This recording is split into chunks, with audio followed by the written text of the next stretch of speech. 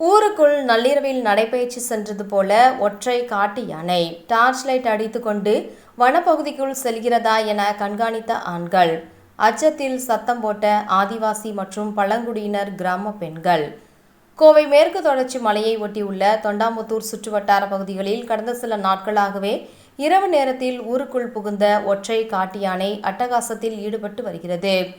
அங்கு நிறுத்தி வைக்கப்பட்டிருந்த வாகனங்களையும் தள்ளிவிட்டும் வீடுகளில் மேற்கூரைகளை பிரித்து அரிசி பருப்பு போன்ற பொருட்களை தின்றுவிட்டு செல்கிறது.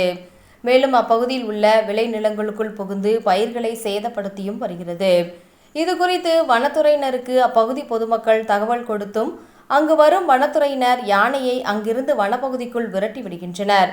இந்நிலையில் மீண்டும் நேற்றிரவு கோவை குற்றாலம் செல்லும் சாலையில் வனப்பகுதியில் வனத்துறையின் கட்டுப்பாட்டில் உள்ள சாவடி வயல் அடுத்த நல்லூர் வயல் ஆதிவாசி மற்றும் பழங்குடியினர் வசிக்கும் கிராம பகுதியில் நடைபயிற்சி செல்வது போன்ற ஒற்றை காட்டு யானை செல்கிறது. அதனை அப்பகுதி ஆண்கள் டார்ச் லைட் அடித்துக்கொண்டு யானை வனப்பகுதிக்குள் செல்கிறதா என பார்க்க பின்தொடர்ந்து செல்கின்றனர். அப்பகுதி பெண்கள் யானை செல்கிறது என்று அச்சத்தில் சத்தம் போடுகின்றனர். அதனை அப்பகுதியை சேர்ந்த ஒருவர் தனது செல்போனில் வீடியோ எடுத்து சமூக வலைதளங்களில் பதிவு செய்துள்ளார். அந்த காட்சிகள் தற்போது வைரலாகி வருகிறது. மீண்டும் ஒற்றை காட்டு யானை இரவு நேரத்தில் ஊருக்குள் வருவதால் உயிர் பயத்தில் தூக்கத்தை தொலைத்து யானையை விரட்ட போராட்டத்தில் ஈடுபடும் கிராம மக்கள்.